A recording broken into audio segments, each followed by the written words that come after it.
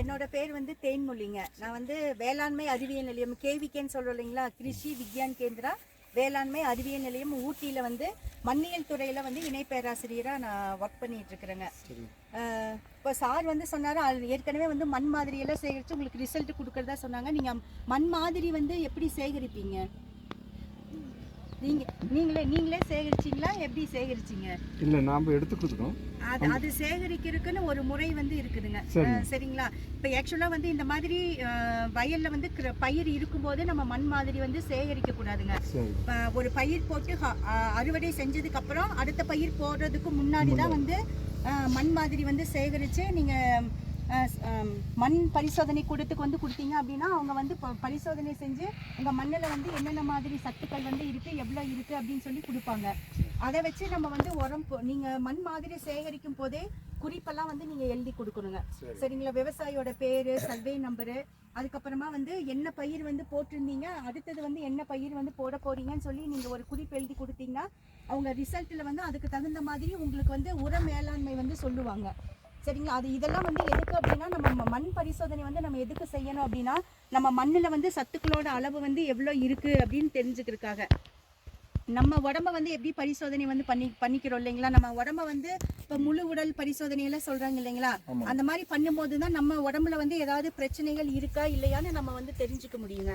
அதே மாதிரி தான் உங்கள் மண்ணை நம்ம சாகுபடி இப்போ என்ன விவசாயம் வந்து நம்ம பண்ணணும்னாலுமே என்ன முக்கியமானது என்னங்க, நீங்கள் வந்து நல்ல ஹைபிரிட் விதைகள் யூஸ் பண்ணலாம், மருந்தடிக்கலாம், பூச்சி நோய் கண்ட்ரோல் பண்ணுறதுக்கு மருந்தடிக்கலாம், உரமெல்லாம் நீங்கள் வந்து கரெக்டாக கொடுக்கலாம். இருந்தாலும் நம்ம சாகுபடி செய்யக்கூடிய மண் வந்து வளமானதாக இருந்தால் தான் நம்ம எந்த பயிர் சாகுபடி செஞ்சாலுமே நம்ம எதிர்பார்க்கக்கூடிய மகசூல் வந்து கிடைக்குங்க. அதனால் மண் வளம், அதாவது சாயில் ஃபெர்டிலிட்டி அப்படின்னு வந்து சொல்லுவோம். மண் வளம் அப்படிங்கிறது ரொம்ப முக்கியமானது. மண் வளமாக இருக்கா இல்லையான்னு எப்படி தெரிஞ்சுக்கலாம் அப்படின்னா, நம்ம மண் பரிசோதனை செய்யும் போது தான் மண் வளமாக இருக்கா இல்லையா, எவ்வளவு சத்துக்கள் எல்லாம் இருக்குது, அது வந்து பயிருக்கு போதுமானதாக இருக்கா அப்படின்னு வந்து நம்ம தெரிஞ்சுக்க முடியுங்க. இப்போ நான் ஏற்கனவே சொன்ன மாதிரி இந்த மாதிரி வயலில் வந்து பயிர் இருக்கும்போது நம்ம மண் மாதிரி வந்து சேகரிக்க கூடாதுங்க. பயிர் வந்து அறுவடை பண்ணதுக்கு அப்புறமா தான் மண் மாதிரி வந்து சேகரிக்கணும். அதே மாதிரி நீங்கள் உரம் போட்டதுக்கு அப்புறமா மண் மாதிரி வந்து சேகரிக்க கூடாதுங்க. சப்போஸ் நீங்கள் உரம் போட்டுட்டீங்க, ஏதாவது பிரச்சனைகள் வந்து மண்ணில் இருக்குது, இந்த சூழ்நிலையில் நீங்கள் மண் மாதிரி சேகரிக்கணும் அப்படின்னா ஒரு 3 மாதம் இடைவெளி விட்டு, அதாவது உரம் போட்டதுக்கப்புறம் 3 மாதம் இடைவெளி விட்டு அதுக்கப்புறம் நீங்கள் மண் மாதிரி சேகரித்து சோதனை பண்ணினீங்க அப்படின்னா தான் உங்களுக்கு உண்மையான ரிசல்ட் வந்து கிடைக்குங்க. அதே மாதிரி வரப்பு ஓரத்தில் வந்து நீங்கள் சேகரிக்கக்கூடாது. அதே மாதிரி நீங்கள் வந்து வயல் வந்து நீங்கள் அடுத்த பயிர் போடுறதுக்காக நீங்கள் வந்து ப்ரிப்பேர் வந்து பண்ணுவீங்க இல்லையா, அப்போ நீங்கள் வந்து தொழு உரம் போடுறதுக்காக அங்கங்கே வயலில் வந்து நீங்கள் கொட்டி வச்சுருப்பீங்க இல்லையா, அந்த உர குவியலுக்கு பக்கத்தில் இருந்தெல்லாம் நீங்கள் மண் மாதிரி வந்து சேகரிக்கக்கூடாதுங்க. ஏன்னா அந்த தொழு உரம்னா கூட அதில் வந்து குறிப்பிட்ட அளவு உரம், அதாவது தலைச்சத்து, மணிச்சத்து, சாம்பல் சத்து எல்லாமே இருக்கும். அது வந்து இந்த மற்ற நம்ம செயற்கை உரங்கள் அளவுக்கு இருக்காது, பட் இதில் இருக்கும், ஆனால் கொஞ்சமான அளவில் தான் இருக்கும். இப்போ நீங்கள் அதோட சேர்ந்து நீங்கள் எடுத்தீங்க அப்படின்னா உங்கள் மண்ணில் வந்து உண்மையாக வந்து எவ்வளவு சத்துக்களோட அளவு இருக்குது அப்படின்னு வந்து தெரியாதுங்க. சரிங்களா? மண் மாதிரி சேகரிக்கிறதுக்கு முன்னாடி இந்த மாதிரி நம்ம கருத்துக்களை எல்லாம் மனசில் வச்சுட்டு அதுக்கப்புறம் தான் நம்ம மண் மாதிரி சேகரிக்கணும். அதே மாதிரி எவ்வளோ ஆழத்திலிருந்து சேகரிக்கணும் அப்படிங்கிறதுக்கும் ஒரு வரைமுறை வந்து இருக்குங்க. இப்போ இந்த மாதிரி காய்கறி பயிருக்கெல்லாம் நீங்கள் 1 அடி ஆழத்தில், அதாவது வேர் வந்து எவ்வளோ தூரம் போகுதோ அதை வச்சு தான் நம்ம வந்து இது பண்ணணும். இப்போ சல்லி வேர் பயிர்கள் அப்படின்னா அதோட வேரெல்லாம் ரொம்ப கம்மியாக தான் இருக்கும் இல்லைங்களா, அப்போ அதுக்கு வந்து 1/2 அடி ஆழம், 15 சென்டிமீட்டர் அளவிலிருந்து நீங்கள் வந்து மண் மாதிரி வந்து சேகரிக்கணும். இப்போ இதெல்லாம் வந்து கீழே வரைக்கும் மினிமம் 1 அடி வரைக்கும்லாம் வந்து போகும் இல்லைங்களா, அதனால நீங்கள் வந்து 1 அடி ஆழத்திலிருந்து, அதாவது ப்ரொசீஜர் படி சொல்லணும் அப்படின்னா 22 சென்டிமீட்டர்னு சொல்லுவோம். நம்ம போய் ஸ்கேல் வச்சாலும் அளந்துட்டு இருக்க முடியாது இல்லைங்களா, அதனால தோராயமாக 1 அடி ஆழத்திலிருந்து நம்ம மண் மாதிரி வந்து நம்ம சேகரிக்கணுங்க.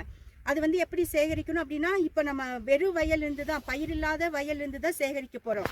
அதுக்கு மேலே வந்து ஏதாவது இந்த மாதிரி பயிரோட தண்டு, குச்சி, இலை, கல் அதெல்லாம் இருந்துச்சுன்னா அப்படின்னா அந்த நம்ம எங்கே சேகரிக்கிறோமோ அந்த இடத்துலேருந்து அதை வந்து நீக்கிடணும். கையாலேயே வந்து நீக்கிட்டுங்க, கொத்து இல்லைன்னா மம்பட்டி வச்சு வந்து நம்ம கலெக்ட் பண்ணணும்.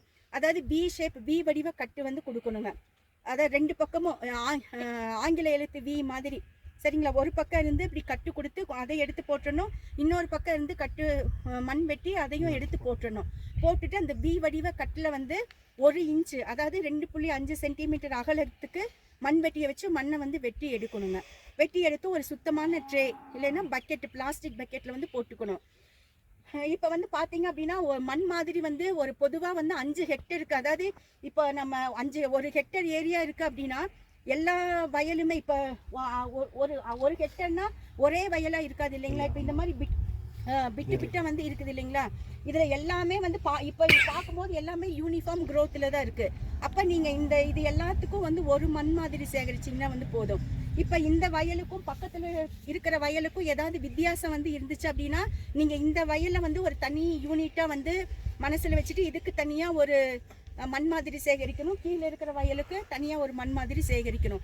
இல்லை எல்லாமே யூனிஃபார்ம் தான் இருக்குது அப்படின்னு, ஒரே மாதிரியாக தான் இருக்குது அப்படின்னா இந்த பொதுவாக 5 ஹெக்டருங்கிறது வந்து ஒரு ஹெக்டர் அப்படிங்கிறது 2.5 ஏக்கருங்க. 5 ஹெக்டர்னா கிட்டத்தட்ட 10 ஏக்கர். சரிங்களா. 10 ஏக்கருக்கு ஒரு மண் மாதிரி சேகரிச்சிங்கன்னா வந்து போதும். இல்லைன்னா மினிமம் வந்து 1/4 ஏக்கருக்கு ஒரு மண் மாதிரி வந்து நம்ம சேகரிக்கணுங்க.